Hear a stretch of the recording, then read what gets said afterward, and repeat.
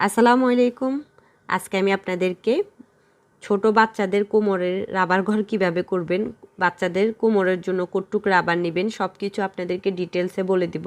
কারণ বাচ্চাদের কোমরটা অনেক কম থাকে।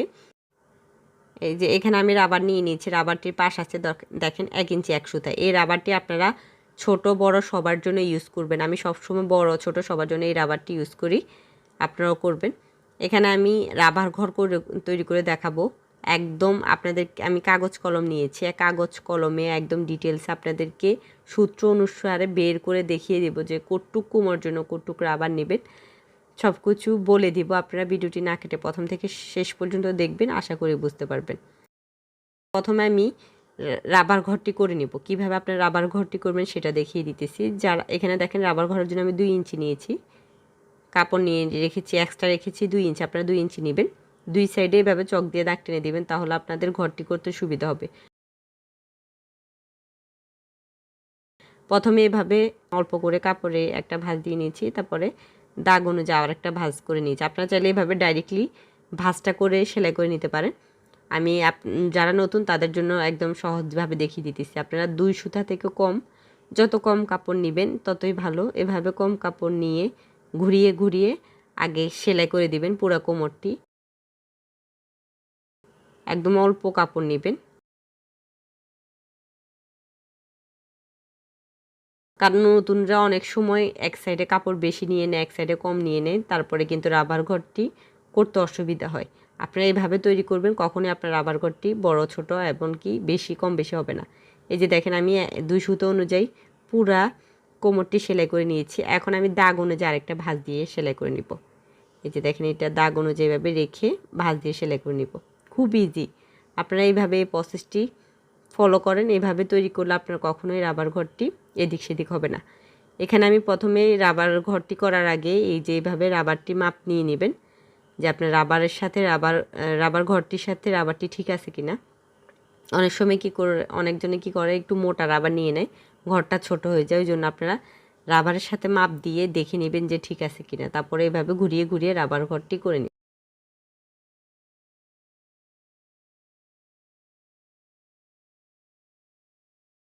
আপনাদের বুঝতে কোনো অসুবিধা হলে অবশ্যই আমাকে কমেন্ট করে জানাবেন, আমি আপনাদের কমেন্টের রিপ্লাই দেওয়ার চেষ্টা করব। আর আমার চ্যানেলে বড়দের কিভাবে কোমরের রাবার ঘর তৈরি করতে হয়, কট্টুক কোমর জন্য কট্টুক রাবার নিতে হয়, সব কিছু ডিটেলস আমি কিন্তু বলে দিয়েছি আরেকটা ভিডিওতে, আপনারা চাইলে ওই ভিডিওটি দেখে নিতে পারেন। এখানে আমি 2 ইঞ্চি মতো খোলা রাখবো রাবারটি ঢোকানোর জন্য। 2 ইঞ্চি বাদ রেখে আমি পুরা কোমরটি এভাবেই সেলাই করে নিয়েছি, রাবার ঘর করে নিয়েছি। এই যে খোলা অংশ দিয়ে রাবার ঢুকিয়ে নেব। এখন আমি কোমর জন্য কতটুক রাবার বের করবেন সেটা দেখিয়ে দেব। যার জন্য সালোয়ারটি তৈরি করছি তার কোমরের ফিটিং মাপটা নেবেন, লুজি মাপ সহ না, ফিটিং মাপটা নেবেন। যে বাচ্চার জন্য আমি প্লাজোটি কাটিং করেছি ও বাচ্চার ফিটিং কোমরের মাপ হচ্ছে 26 ইঞ্চি। 26 হচ্ছে কোমর, 26কে আপনারা 2 ভাগ করবেন, এটা হচ্ছে সূত্র। যে কোনো সাইজ হোক আপনারা 2 দিয়ে ভাগ করবেন।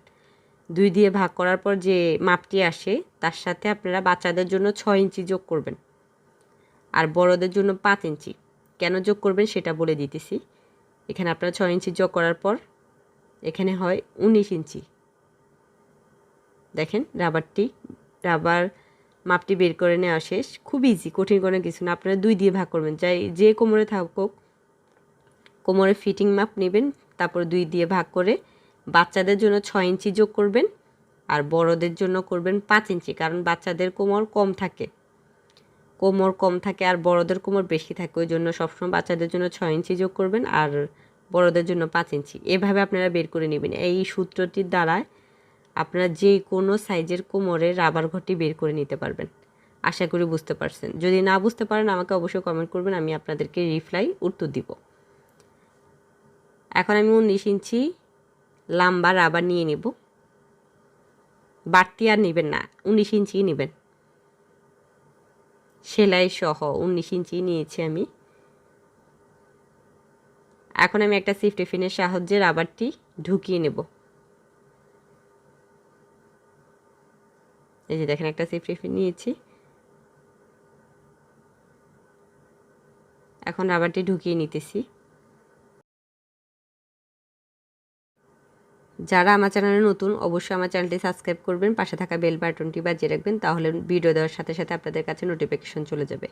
এই যে দেখেন এই সাইডে আমি রাবারটি বের করে নিয়েছি ঘুরিয়ে। দেখেন রাবারটি এভাবে বের করে নেবেন। দুইটি রাবারকে একসাথে ধরবেন, ধরে তারপরে এভাবে দেখবেন যে রাবারটি গোল আছে কিনা, কোথাও ভাঁজ পড়ে আছে কিনা। এভাবে যদি ভাঁজ পড়ে থাকে তাহলে ঠিক করে নেবেন। এভাবে গোল থাকলে মনে করবেন যে রাবারটি একদম ঠিক আছে, পারফেক্ট আছে, আপনি সেলাই করতে পারবেন। তো রাবারটিকে এভাবে টেনে একটার উপর একটা রেখে সেলাই করে দিবেন।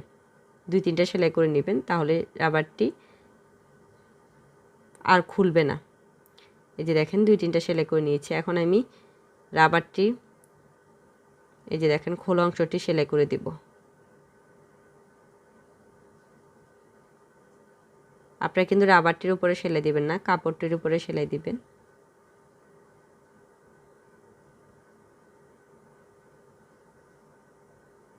খোলা অংশটি সেলাই করে নিয়েছি। এখন আমি এভাবে কোমরটিকে টান মেরে ছেড়ে দিব। এই যে দেখেন কুচিগুলো কি সুন্দর সেট হয়ে গেছে। এভাবে টান মেরে ছেড়ে দিলে একদম কুচিগুলা সবগুলা একদম সঠিক জায়গায় থাকবে। এখন আমি রাবারটির মাঝখানে একটা সেলাই দিয়ে নিব। এর আগে আপনারা হাই থেকে সেলাই করা শুরু করবেন। আপনারা চাইলে 2টি সেলাই দিতে পারেন, আমি এখানে 1টি সেলাই দিব।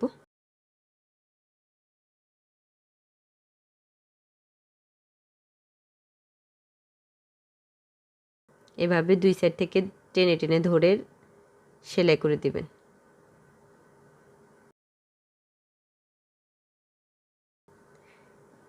এভাবে যদি আপনারা মাঝখানে একটা সেলাই দিয়ে নেন তাহলে কিন্তু আপনার রাবারটি আর ঘুরবে না, কাপড়টিও আর ঘুরবে না, রাবারটিও ঘুরবে না।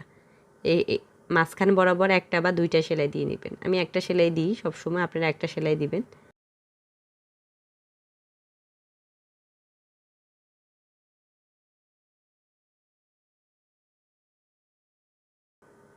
দেখেন কাপড় একদম ঠিক আছে, কোথাও কুচি পড়ে থাকে নাই।